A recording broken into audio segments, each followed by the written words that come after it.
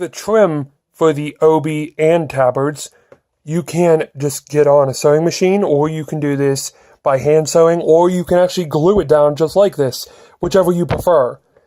Go like this though, you can hold this down, and then slowly or fast, however your preference is.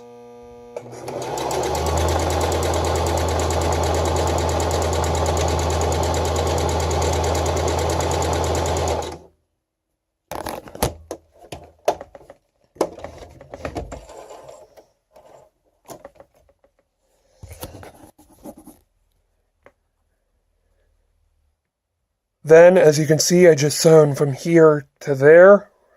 Turn this thing over.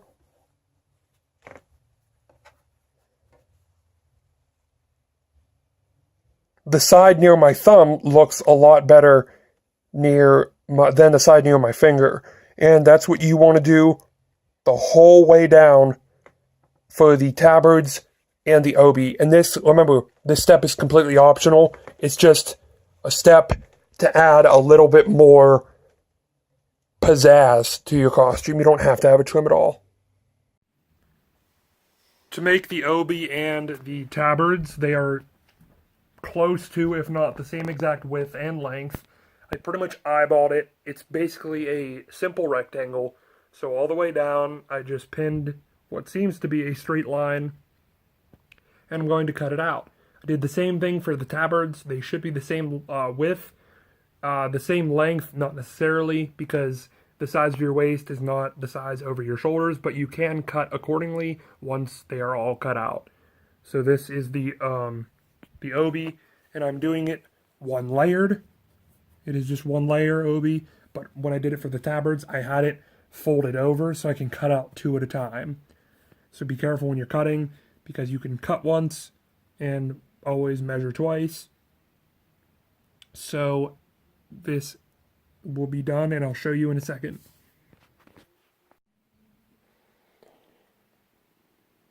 To create a hood for your Jedi, what I'm doing is taking a hood from an old cosplay that we had actually done on this channel, and I'm laying it down on this blue fabric.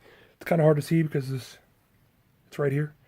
This blue fabric I'm laying it down on, and yes, it is double layered because hoods are 2 layers. So I'm double layering this fabric to get twice the amount when I cut it.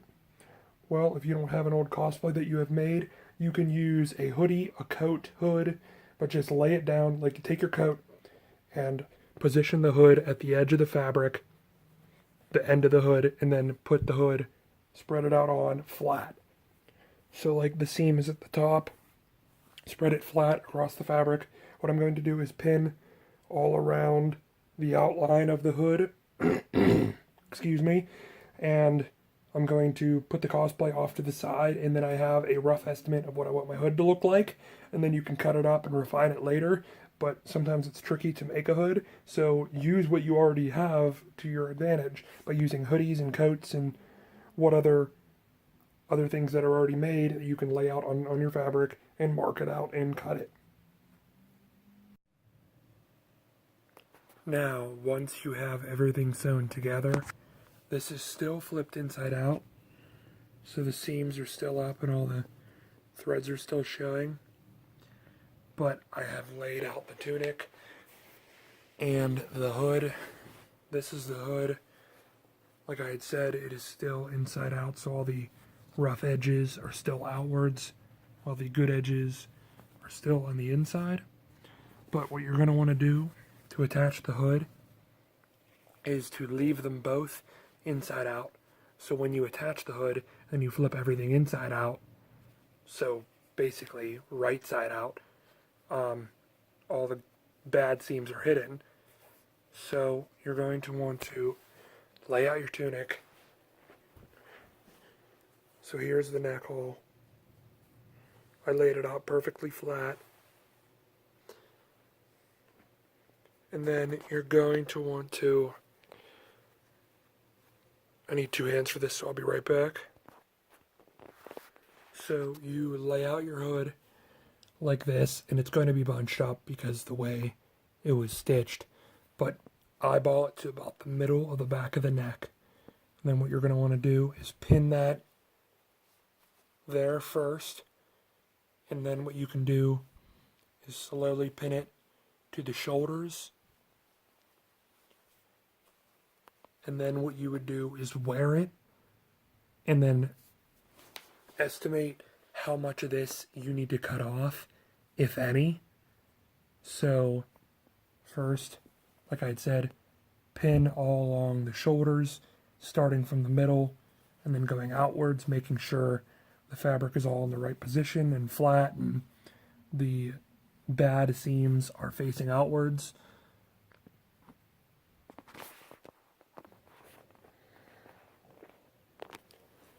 So after you pin the shoulder or the back part down, you can wear it and then carefully pin the actual shoulders down just a little bit, because you don't want to interfere with this part of the tunic that crosses over in the front.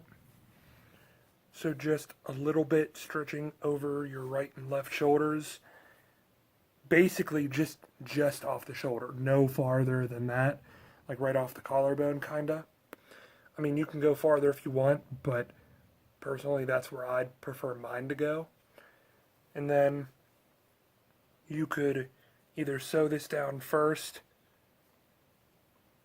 or cut this, because we're gonna have to trim this excess off.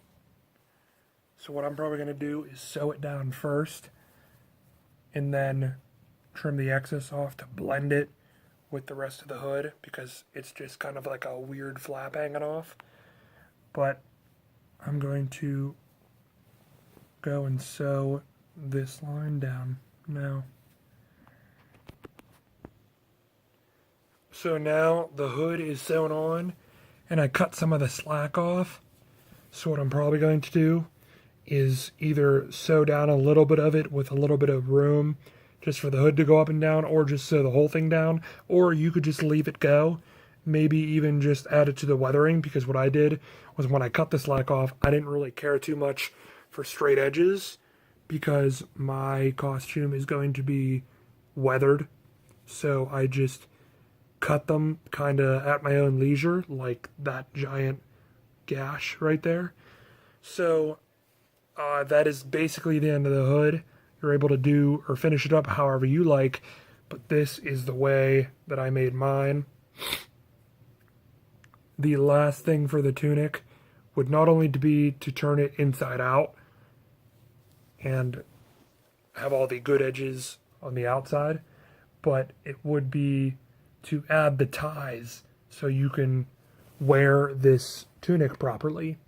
So once you flip it inside out and the tunic is flat like this, the way I have it is the left goes over the right. So the right would come across like so. It just folds over the front of your chest. And so if you've ever seen a karate gi before, they have ties right like there, and then of course on the corresponding spot on the other side, and then they would also have one over here in this corner, and then on the back side on this corner. So whenever they meet, you're able to tie them together, and then it gives the illusion, or the shape really, of the Jedi robes. So you could add ties or Velcro or whatever you really want, but it's up to you and how you want to keep this closed. But what I'm going to be doing is adding the ties to the corners. Basically, to make the ties, you could literally just take scrap fabric, leather, string, shoestring, rope, whatever you want, cut a strip, like not that big, just like something like this would work perfectly fine. And then you would just sew it down. So say I'm going to be adding it to this corner right now. So you would just, whichever direction you would just sew it like pretty much wherever in the corner you would prefer it, and then it would just meet up with the other one. Then you can tie a bow or a knot of some sorts, but you want to give it some room in case you either someone else wears it and they need different sizes for smaller or bigger robes, because they could be similar size but maybe a different weight, maybe bigger in some way or smaller.